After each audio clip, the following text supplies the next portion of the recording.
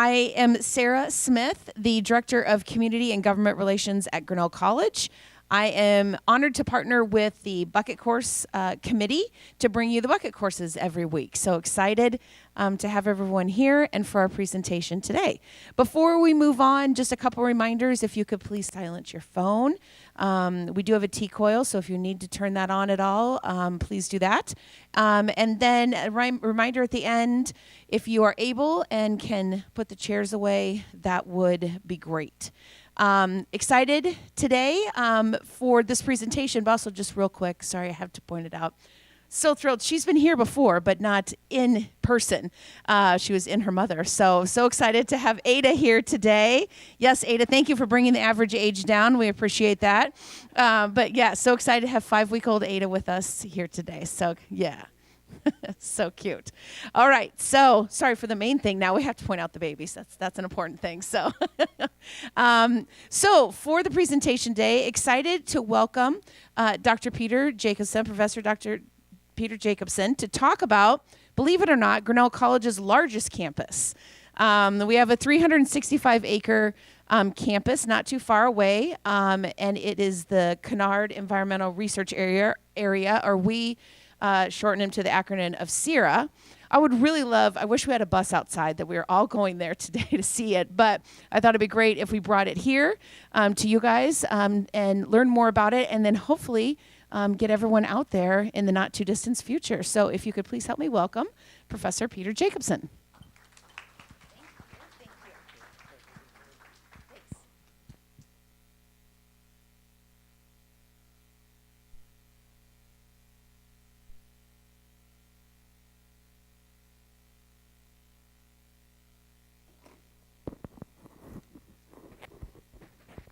Okay, everybody hear me? Yeah? A little bit soft.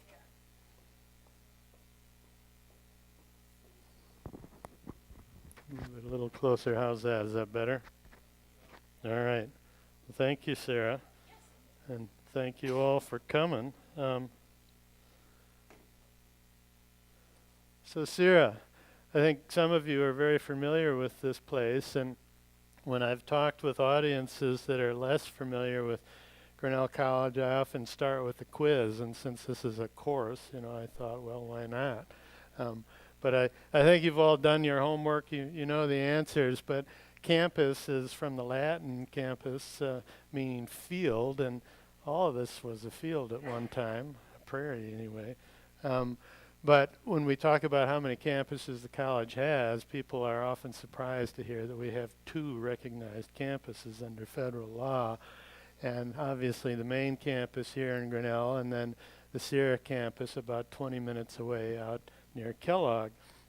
And if you actually look at these rough outlines, that's the CERA campus up top, the main campus down below here in Grinnell, and I fudged the lines a little bit. The facilities maintenance area isn't on there. The glove factory is not on there. But, they're plus or minus appropriate boundaries. Thank you.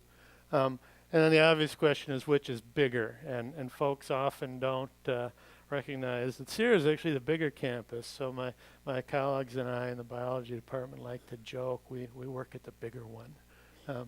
But CERA is about 365 acres.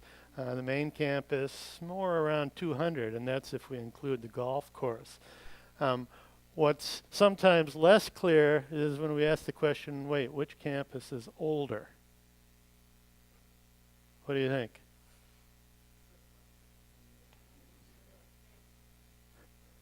It's the main campus, actually, that's the older campus. The main campus here in Grinnell was established in 1858. After the trustees of Iowa College moved the campus here. The CERA campus didn't become a college property until 1968. So it's bigger, but it's our younger campus. And so what I wanted to do this morning was just to kind of give you an introduction to the CERA campus, talk a little bit about its history, and talk about the land itself, a little bit about the history of the land, the people that work there today, the facilities that the college has built there over time and how they're used, and then talk about what we do there. We, the royal we, the faculty and staff, and then the students that come there to learn. And it is an active campus in the sense that it's 365 acres of natural lands. And to sustain this landscape takes a lot of work. And so there are a lot of different things that we're doing. And so I thought we'd talk a bit about what's been done over the years, what we're doing today, and then maybe say a few words about where CERA is headed and new things that are on the horizon. So this is the current map of CERA, and we recognize, sort of key features on the landscape, different habitats, and I'll talk more about these in a minute. But I just wanted to point out that CERA wasn't always this way. I mean, historically, this is obviously the ancestral territory of the Sauk and the Iowa peoples, our neighbors up at the Meskwaki settlement. So there's a long history of people on this landscape. The college, was a more recent comer, but one of the interesting things about the CERA campus is even though formally the college didn't start managing and using the land for education until 1968, it actually has a much longer history. This is a class of Henry Conard's. Henry was an early botany professor at the college from about 1904 to 1940. And the landscape this is a slope within present-day CERA that was used by the class. Louisa Conard is here, Henry's wife, and this is with the botany class in 1916, and hence the dress. But what I think is kind of neat is how they would get there. They would catch the train in Grinnell, ride the train out towards Kellogg, get off at Kellogg, walk about a mile down the North Skunk River to this hill slope at CERA, where still today you have a very diverse community of spring wildflowers that are blooming in April and May. Then they would hike back up to the Turner Station, which no longer exists, and catch the train back into town.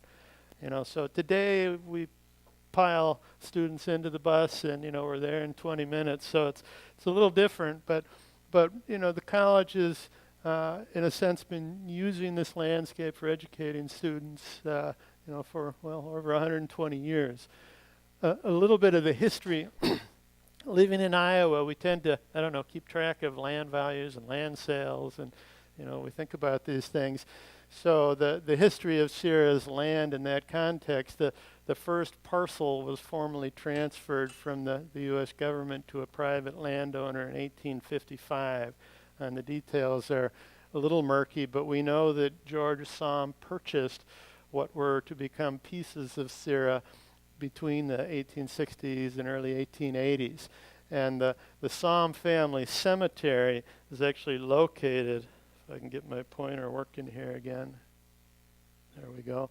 It's kind of located, maybe down about here, about a mile southwest of CERA's boundaries. And then Robert Mason acquired the complete 365-acre parcel, so that's kind of when CERA came together as an entity back in 1914 for $27,000, and that in today's dollars is about $850,000. But this is an early photo that shows CERA in 1940. This is one of the earliest aerial photos that we have, and you can see the boundary of the property. But from the late sort of 19-teens through to the mid-60s, CERA was a working farm. And so the college purchased it in 1968. And the purchase price then was $165 an acre, which is about $1,500 an acre in today's prices. And on the left, you can see some recent land purchases of farmland adjacent to CERA, more of the types of figures we expect for ground that has high suitability for crop agriculture. But the Mason family farmed CERA for over half a century. And a lot of the woodlands were used as pasture for cattle. All of these uplands that are sort of bare, this was cropped ground. and then a little patch here in the south and southeast part of the property. And so when the college acquired the land and established CERA in 1968, there was work to do. And the property takes its name from Henry Conard, who I'll say more about in a second, and you often see it mispronounced as Conrad. It's Conard.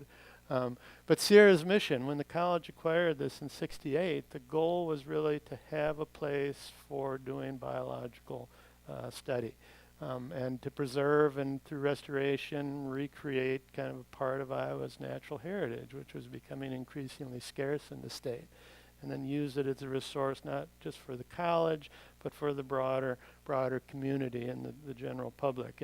And still today, that is CERA's mission. This is a picture that shows Ben Graham, one of the faculty who was instrumental in the college acquiring the property back in the 60s with Henry Conard at the time of the dedication.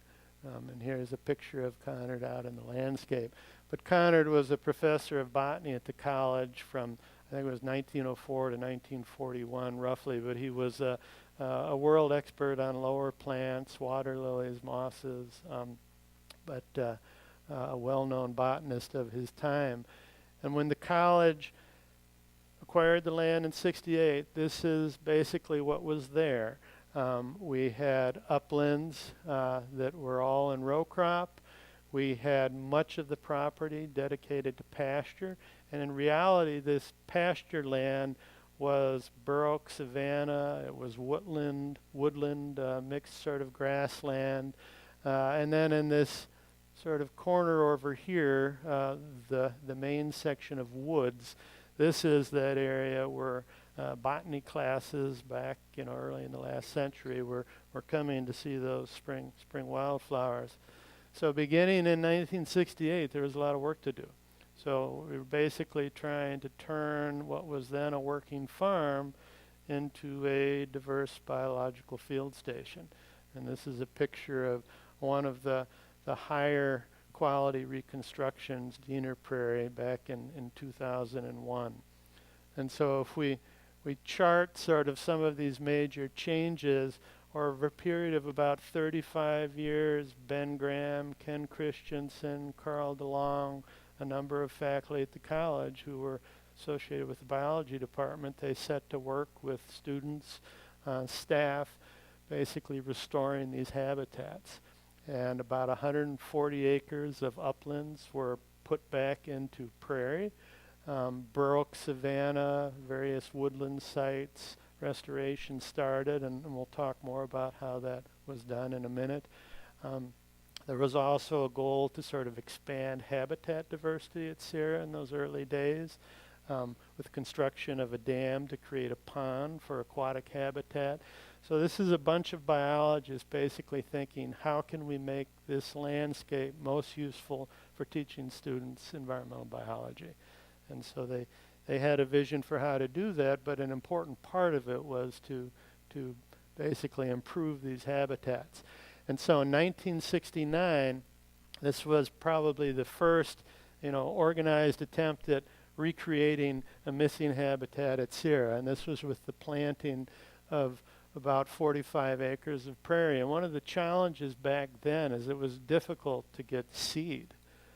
Today, you can order online, any species you want from Prairie Moon up in Minnesota or a wide number of suppliers, but back then it was more of a challenge. And some of these early plantings were really a simple mix of some of the dominant grasses, the big blue stem, the Indian grass, and a few common forms.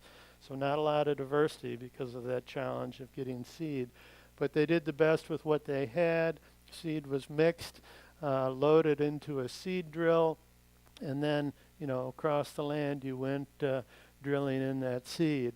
And so this is planting up on Hillcrest, and here's Professor Graham chugging along in the tractor doing this early planting.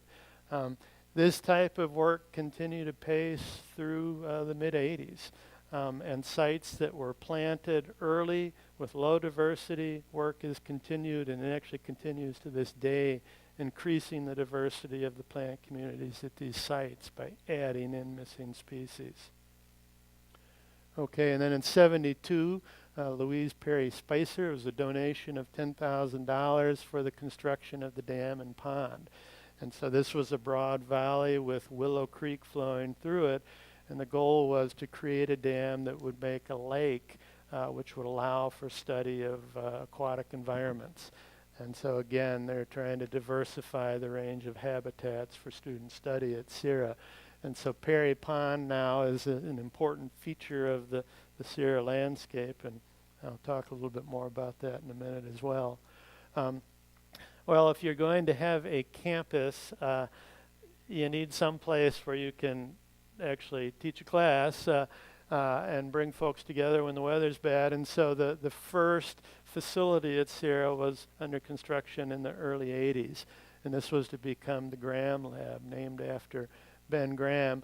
But the basement was a scientific laboratory for instruction. The top floor was a 2-bedroom apartment. And here by October '82, you can see it was basically being built in what at that time was still a cornfield. The areas around the lab were planted into prairie sort of mid to early 80s. And if you go and look at the site today, here's an aerial photo looking down in the Graham Lab, and you can see it's surrounded by this reconstructed prairie. Fairly good diversity.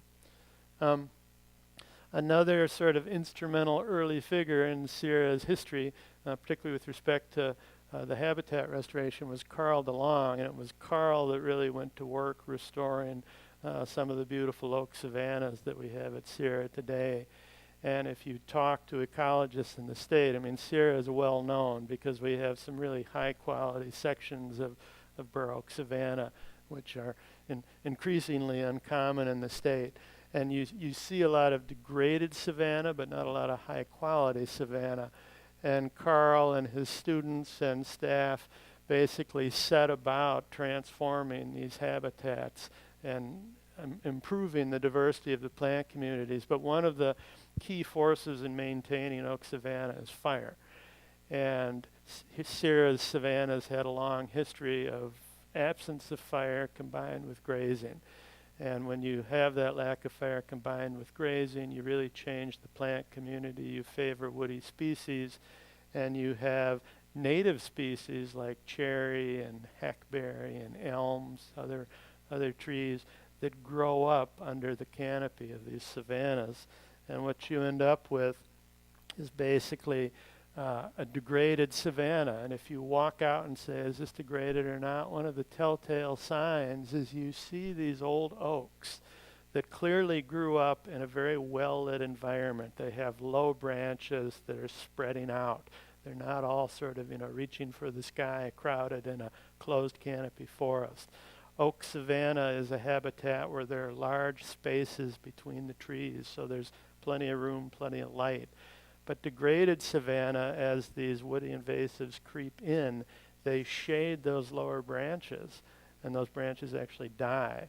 And so you can go into old degraded savanna and see that the trees, 150-year-old oaks, they still have this architecture, but those lower branches are dead. Well, a lot of CERA's savanna hadn't yet crossed that threshold, and so Carl and colleagues set to work removing some of these woody invasives, reintroducing fire. And what they found is that in intact savanna, you have quite a diversity of grasses, sedges, flowering plants in the understory where you're getting quite a bit of light coming in. The seed bank was still there. And by opening these habitats up, reintroducing fire, there was a lot of the plant community that just came back on its own. And so these are really beautiful, beautiful habitats.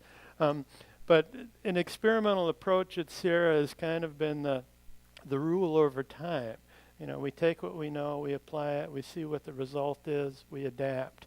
And this has been an important part of the pedagogy at CERA, what we do with students, teaching students how to do experiments, how to learn from experiments, how to apply that to land management. And so there are a series of experiments at CERA. We have plots in some of the woodland habitat where we have burned plots and unburned plots that allow us to look at the effects of fire on understory plant communities, on oak germination and establishment. There are lots of questions you can ask in these experimental arrays. We also have experimental plots out in the prairie. And so this is an array of 10 by 20 meter experimental plots. And this experiment focuses on the timing of fire in part. So the plots on this side, these are seasonal burn plots. And so the question is, what is the effect of the timing of fire on community structure, diversity within a prairie? And so the plots, replicated plots, are burned either in the spring, in the summer, or the fall. And we know historically that timing of fire varied, both in terms of the flammability of the landscape, seasonal variation, when lightning, convective storms were occurring, but also when people were burning the landscape. So understanding how that timing of fire influences the prairie is an important question. This back side over here, other side of the road, this is a different experiment. And this looks at presence or absence of spring fire, but also presence or absence of grazing. And how do we graze? Well, historically, important grazers on the prairie, what would they have been? Yeah, the buffalo, bison. As much as the students would like to have bison at CERA, they just, you put them in this little 10 by 10 meter plot, and they're not going to be happy for long. So we simulate the grazing with mowing. And so these plots, they're either burned or not burned, and then the back half is either mowed or not mowed to look at the influence of this disturbance on plant community structure. So these arrays over time, they've been really important for student learning, but they've also helped us and answered questions that are relevant to how we're managing the property today. And I'll say more about that in a second. The latest experiment which we're doing at CERA, which we're really excited about, we just started in the past couple of years. And so this experiment, on the south side of CERA, there's a patch of about 8 acres of upland, which is the last area that has not really been restored to what it was historically. It would have been tall grass prairie on those uplands. And adjacent to this sort of 8 acre upland, over here on the side is a hill slope that has got about 5 acres of remnant prairie of quite high quality with over 100 species of native plants. And two things. One, this upland has invasive brome grass and some other invasive species, and we want to minimize their movement down into the remnant prairie, but we also want to expand this habitat. And so what we've started is an exercise where we're going to plant an acre of prairie a year for 8 years. We did the first planting just this past year. And just to say a little bit about remnants, when we talk about a prairie remnant, these are sites, we're talking about that original vegetation community that it may have been grazed, there may have been some alteration of fire frequency regimes, but the soil was never tilled. And so that community is largely intact. And if you look at the state of Iowa as a whole, these are rare sites. We were very efficient in Illinois and Iowa in basically eliminating prairie habitat and converting it into crop agriculture. And arguably, this is one of the faster landscape transformations that occurred anywhere in the world. But as a result, it's probably less than 0.1% of this original upland prairie that's left over these types of soils. But this is a picture at CERA's prairie in the summer, this prairie remnant, when the liatris are in bloom. So if you want to reconstruct a prairie, what do you obviously need? You need seed, right? And you need quite a bit of it. And it turns out that from that 5 acres of remnant, we can gather enough seed to plant about an acre of prairie a year. Hence the 1 acre times 8. And so we go about collecting the seed from the remnant prairie, and as you can imagine, this is the sort of task where a lot of hands make light work. And so this is, I'll introduce you to a few people as we go, but this is Jake Hill here, and Jake is one of our staff at CERA. Jake is the CERA horticulturalist. He's a wonderful botanist, and Jake is really leading this effort. And what he's doing here is showing a group of volunteers how to strip seed from big bluestem. And so the goal on this day was to go into the remnant and collect as much seed of big bluestem as possible. And this is the team with their basket of big bluestem seed that was collected over the course of about an hour. Now once you have the seed, your work is really just kind of beginning, because depending upon the species, you may need to process the seed in different ways. The seed needs to be dried and stored until you're ready to plant. Some species may need a period of stratification where they may need to be cold and moist before the seed will germinate. And then you also need to keep away all the things that want to eat the seed. And so this is a perennial challenge at CERA where we're storing seed. We need to keep the mice at bay. But now, once you've got the seed and you're ready to plant, you need to have a plan for how you're going to do that. We use the tools that we had at hand, so this is sort of calibrating the spreader on our tractor so that we're getting an even distribution of the seed. And the seed is blended together and then it's mixed with rice hulls to sort of thin it and ensure an even distribution as it's spread. And so we're kind of testing this in the equipment shed out at CERA.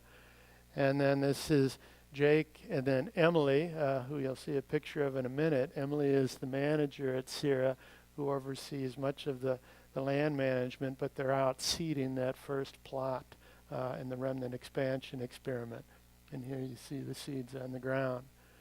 And so then you wait and hope those seeds come up. And so we're learning as we go. The first seeding was last fall. Our second seeding is going to be in November. We typically wait, ideally, until we have a light snow, and then you can basically spread the seed on snow and know where you're going. And then the seed gets incorporated into the snow layer and germinates in the spring. But here we're looking north across this first 1 acre plot that was planted last fall. This is the next acre in preparation. This is the remnant, part of the remnant on that hill slope to the west. And then we're looking across Perry Pond and the dam down here, and the Graham Lab is here, and there's I-80 in the distance. Okay, so managing the land and the experiments takes a lot of effort, but it also provides a great opportunity for training students. And so students at CERA not only participate in classroom work, but they also volunteer and assist with a lot of the land management. And so it's an opportunity to develop skills that they use when they go on in their own careers. Now, I haven't yet mentioned how much students enjoy burning things. But wildland fire is a really important tool that we deploy across CERA's landscapes in the prairie and the savanna. And managing wildland fire, as you know, is challenging, and you need to be very careful. Our staff, Emily and Jake, are very experienced with this, and students are allowed to participate once they've been properly trained and equipped. But this shows burning those experimental plots. And this is kind of precision wildland fire. You want to burn this 10 by 10 meter patch. You don't want to burn the adjacent 10 by 10 meter patch. And so these fires have to be very carefully managed to make sure we burn what we want to burn. Other things that students do, they help with habitat, not just restoring plant communities, but also wildlife habitat. So these are students who are assembling bluebird boxes for monitoring work. It's a great opportunity for students to use tools, to build things. And many of the students that come to the college haven't had these types of opportunities before. And so CERA is a great natural laboratory for that. Building benches that we've used to increase accessibility on the landscape. And yes, we do let students take breaks and roast marshmallows. So students have been involved in a lot of events at CERA. And then did I mention how much they like fire? We have the official CERA fire pit where students can come, and we do evening events and bonfires, receptions for new students. So CERA is a wonderful landscape to sort of immerse students, get them off main campus out into the wilds of Iowa, if you will. And did I mention how much they like burning things? So these are students helping with one of the controlled burns. And you can see they're all decked out in their Nomex, and so we're very careful with wildland fire. But it creates a beautiful landscape. And CERA is not just used for education, but also as a recreational, a greenscape. And so in the past few years, we've been really working to expand access at CERA for students and the community. We have built a number of miles of new trail, bridges to increase accessibility. I'll show you some pictures in a second. But we've also worked to be sure students have opportunities to get out, not just for their coursework, but to just relax and enjoy the beautiful landscape. All right, here is a team that was working with Jake and Emily building a bridge across one of the drainages to improve accessibility. Here are students who are building another type of habitat, snake boards. And so these are basically pieces of plywood that have a little board attached to kind of keep it off the ground, and then they're placed out on the landscape at different sites, and you can regularly return, lift them up, see what's there. But snakes, other small vertebrates use these structures, and so it's an easy way to census what you have out on the landscape. And so we not only have students coming out to CERA for courses during the academic semester, but we're also hiring students during the academic semester and then during the summer to work as CERA interns. And so these are paid positions where they're assisting with the day-to-day, month-to-month activities out at the campus. Here's a group checking a snake board last summer. Another task that students have been assisting with that we've developed over the past few years is doing repeat photography on the landscape. And so Emily and Jake and the summer interns set up a series of repeat photography stations with permanent posts where you can come at different times, take pictures in the 4 cardinal directions. You can see the scale markers that are set, but it allows you to look at photographs over time through the seasons from one year to another to see how these plant communities are changing in response to different management practices. Okay, and then we grow a lot of things at CERA. We have a greenhouse out associated with one of the main facilities, and so we use our seed to grow plugs, basically small seedlings that can then be planted out. Casting seed, when you're planting a large area, it's obviously the easiest way to do it, but the seeds don't always make it, and you can often, with smaller plantings, get a better start if you're rearing the plants in advance in a greenhouse, getting them to a size that they can be outplanted. And so we do a lot of this rearing. Now, when we talk about plants at CERA, I've been talking about these native plant communities, but I have to say a little bit about the bad plants.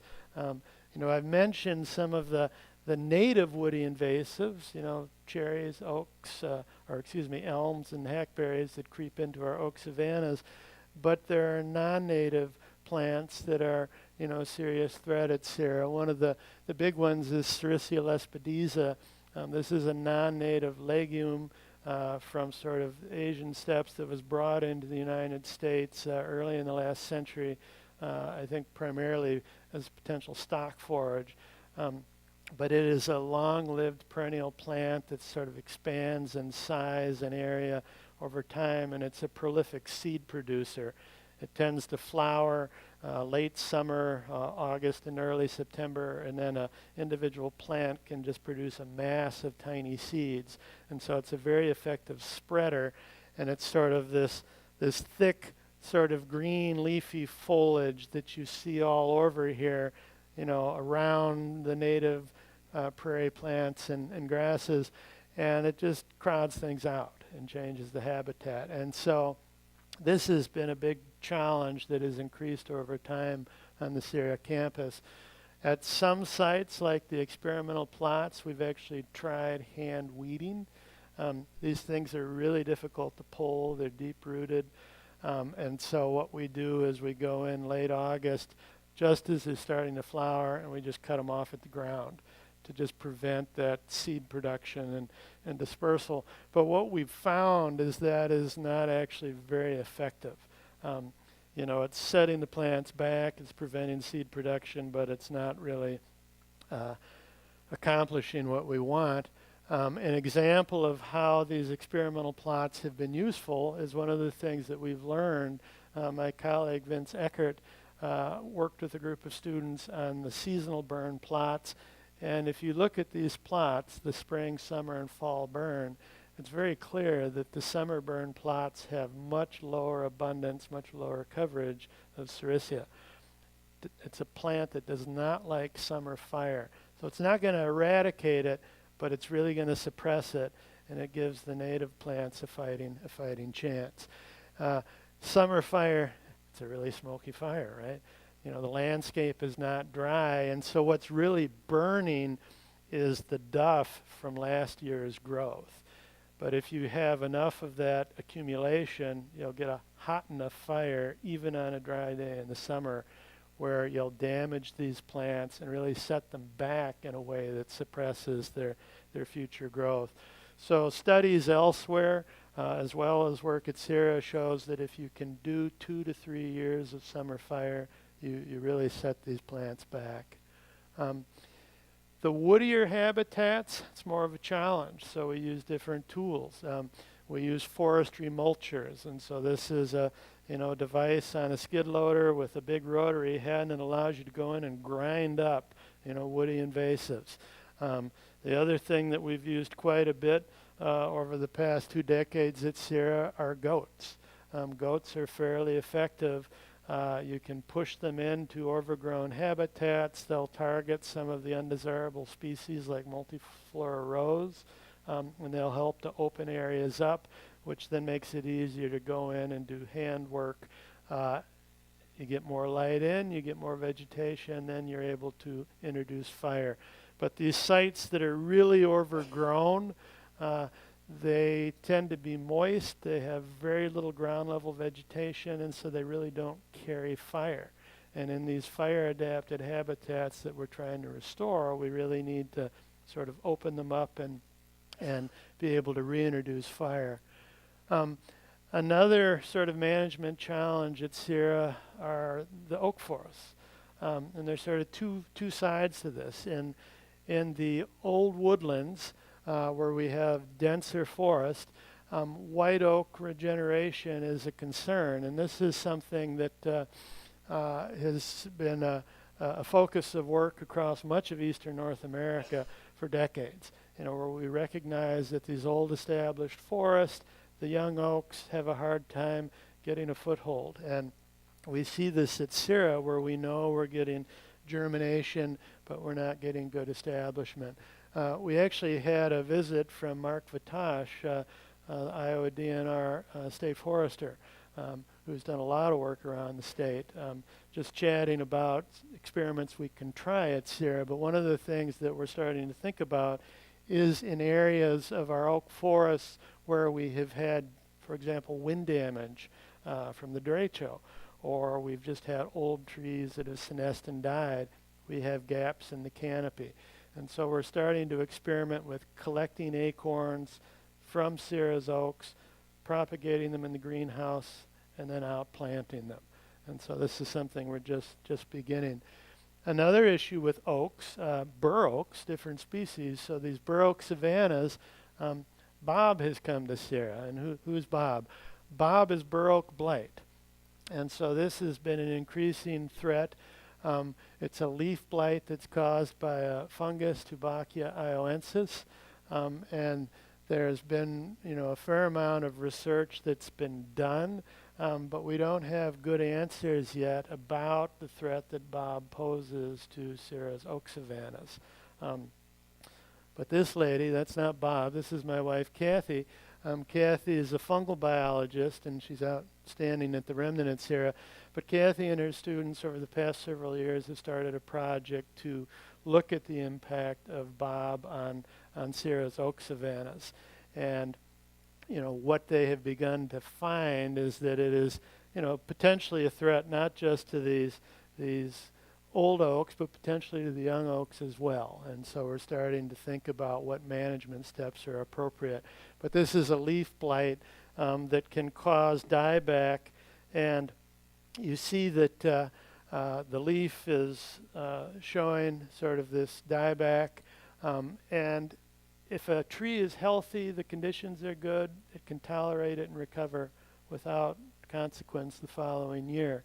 But if you have a succession of years of heavy infestation, you can have quite a bit of canopy dieback.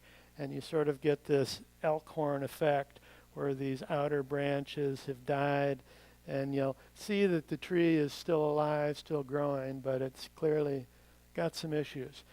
And one of the questions is this just a function of, these trees are getting old, or is there something more going on here that we need to be monitoring and adjusting our management to address? And so, just quick comment, we're starting to propagate bur oak as well, and starting to think about where we have gaps in the savannas that are big enough that there's space for a tree. We're starting to think about outplanting oaks there, so that these forests stay intact through time. Okay, so a little bit more about courses. I mean, it's a campus, so let's talk about some of the courses. So we bring students to CERA for a wide range of courses, and not just within the science division, the biology department, but courses from across the college visit and make use of CERA. But this is a group of students in aquatic biology class getting ready to go down on the pond, and so they're suiting up with their life jackets and oars and then going out and sampling and studying what's happening in the pond. But it's a lot of fun, and for students, again, they maybe never rowed a boat, and so CERA is an opportunity to immerse yourself in these different habitats. We also have a lot of tutorials that come out and make use of CERA. And over the past several years, I'd say about a third of all the tutorials that are taught at the college, come out and visit, tour the habitats, take a hike, learn a bit about management and some of the aspects of CERA's ecology.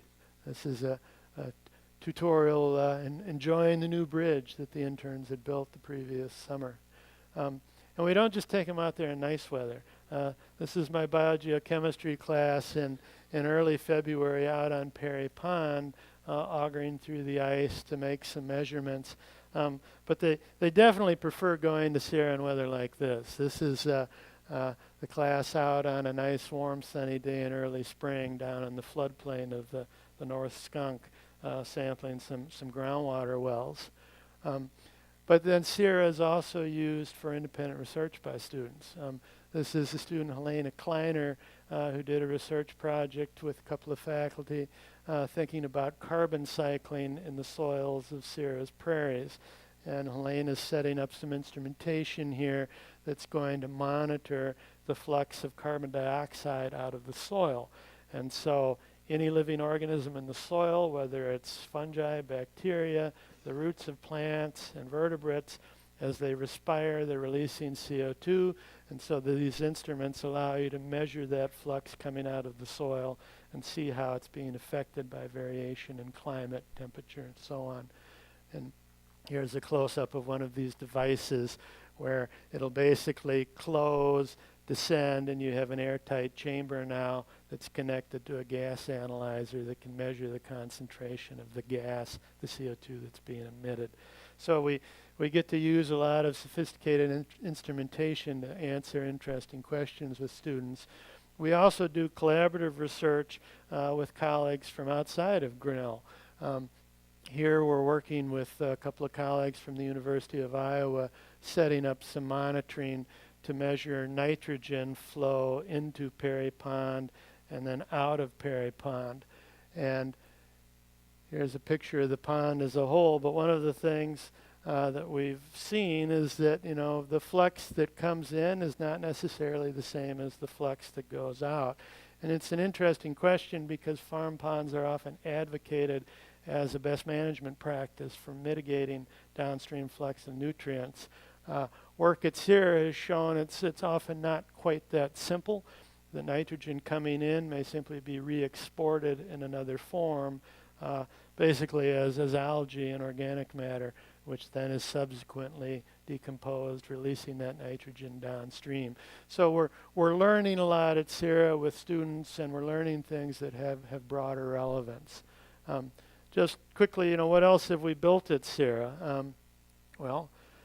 We built a new environmental education facility back in 2005, and before we built that, Andrew Goldsworthy built the stone cairn. So it sort of shows a little bit of the diversity of what goes on at CERA. Andrew Goldsworthy is a well-known British artist who did an installation, and this was built, I want to say it was 2001, 2002. But it's a fun feature to have on the landscape. I mean, one, it's beautiful, but it also attracts some interesting visitors. People come from all over the world. They've never heard of Grinnell College. They've never been to Iowa, but they know Andrew Goldsworthy has a cairn there, and they want to see it. The EEC, the purpose of that was really to make CERA more than just a biological field station, because the only teaching facility we had was that one lab. And the EEC has another lab, but it also has a multi-purpose classroom. And so if you want to have an art class out and you want easels, if you want to have a group of kindergartners on the floor looking at plants, we now have the ability to use this facility in a wide array of ways, which makes CERA accessible for a broader audience. We've built other things. We built a wind turbine in 2007 to supply renewable energy to the EEC. We took it down about a year ago when we put in a PV array because the wind tower, which you see lurking in the background there before we took it down, it was no longer functional. And the PV array provides more output and now makes the EEC basically a emissions-free building, which is great. We've built other towers since. Here's another tower. This is our new 10-meter meteorological tower that was built here by Evan Kuzo and his 3 research students this past summer. Evan is our new climate scientist that came to the college just this past year, and he and his students worked this summer to set up this 33-foot tall tower that measures temperature and humidity and wind speed and other climatic variables at 3 different levels on the tower. But Evan is he's a climatologist and an atmospheric chemist thinking about air pollution and changing climates, and so it's a great addition to the landscape and our faculty. And then finally, here's the picture of the Graham Lab again. Same building, but we've done something new. Just this past year, we've finished a renovation of the apartment upstairs, and the goal is to create a space for short-term residents. So we can bring visitors to the main campus, and they stay in the college housing around the campus, and maybe they're here for a week or 2 teaching a short course, interacting with students and staff and faculty. We wanted to be able to do this at CERA. And so now we have a facility here where we can embed visitors in CERA's landscapes to engage with students. And so this is Maria Pinto, our first official guest in the residence. And Maria Pinto is an environmental writer who just published a book about fungi. And so she stayed for a week, interacted with my wife Kathy's fungal biology class, and she was brought here really by this gentleman, Haidong Fan, professor in the English department and the current director of the Writers at Grinnell program. And so Maria was a guest of the Writers at Grinnell program and engaged with students on campus while she was here. And then sort of the the final event of her stay was leading a fungal and bird watching walk out at CERA. And so they're getting organized with a group of about 50 people that came out for that event just this past month. So to wrap things up, so what's next? Well, developing this residency program and really encouraging broader use of CERA's facilities, taking advantage of this new residence so that we can bring in writers and artists and musicians or other creative scholars, you know, to embed them in that landscape. We're also working on developing a semester at CERA program. You may have heard of Grinnell in London. Well, we were thinking about a fall semester program that is based at CERA. Students would live here on the main campus, but we would have a group of, you know, maybe 18 students who would be taking 3 classes taught by 3 different faculty in the science, the humanities, and the social studies division. And they would be taking these classes together using CERA's landscapes, facilities, but also exploring Iowa, you know, as a region. And so it's an opportunity to do some new and exciting things. And then finally, the environmental studies program at the college. It's been a popular concentration at the college for some time, but we're working to develop it and create an environmental studies major, which we hope to bring on in the next couple of years. And so there's a lot going on to connect CERA with the main campus, and we're really excited about that. But I wanted to quickly acknowledge a few people that are really instrumental. And so Jake and Emily, they're the folks that really do a lot of the work that you've seen at CERA. And so Emily Klein, our CERA manager, wears 2 hats. She's maybe the only staff member at the college that actually has 2 offices, one on each campus. But Emily oversees all the work that's going on at CERA. She also serves as the outreach coordinator for the Center for Prairie Studies, so helping to coordinate a lot of community events, a lot of activities. And then Jake here is the CERA horticulturalist that is so critical in keeping all the activities on the land underway. And then last, any picture that you saw that you liked that was really pretty, this is the guy that took it. And I just want to acknowledge Justin Hayworth, the college photographer who's taken a lot of the beautiful images that show what students and staff do out at CERA. So I'll stop there, and I'd be happy to take any questions you have. Thank you. Yeah. Just a moment. I want me to get you a mic. You want to bring a mic to her? If you'd ask your question without the mic, it doesn't. Totally get it. I just had a question about the 2 prairie gardens, I guess you call them, on campus, and who manages those? I love them. They're on my walks every day. Yep. So another staff member that's connected to CERA, Chris Baer, in the Facilities Management Department, is the college sustainability coordinator. But Chris oversees kind of the prairie plantings on campus, but also collaborates with Emily and Jake, and we make use of summer students to assist with that as well. So it's kind of a team effort.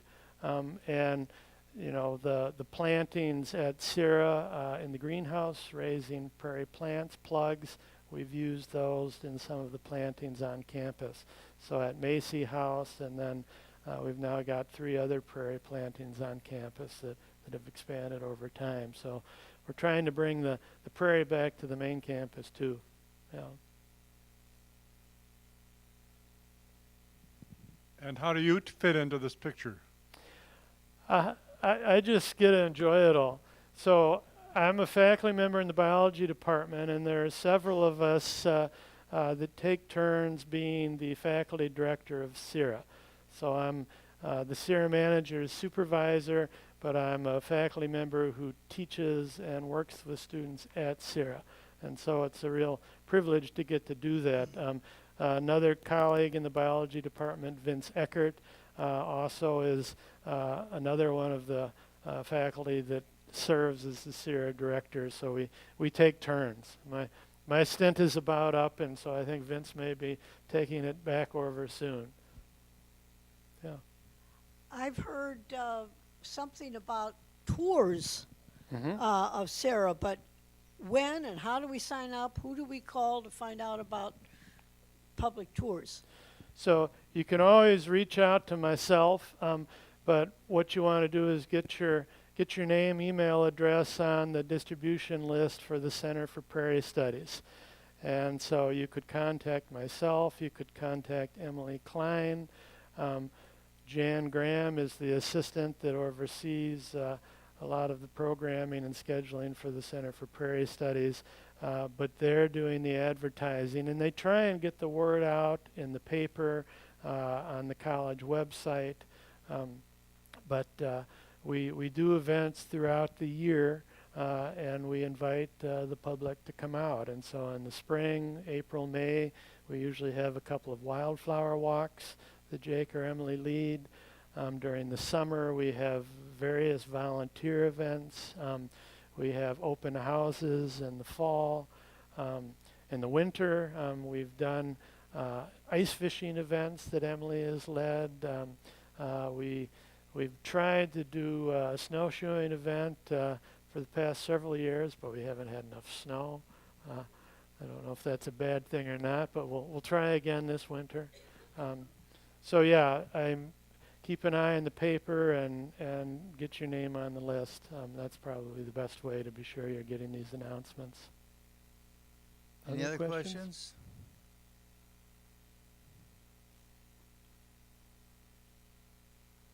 Yes, we have two here. Hi, thank you for the excellent presentation.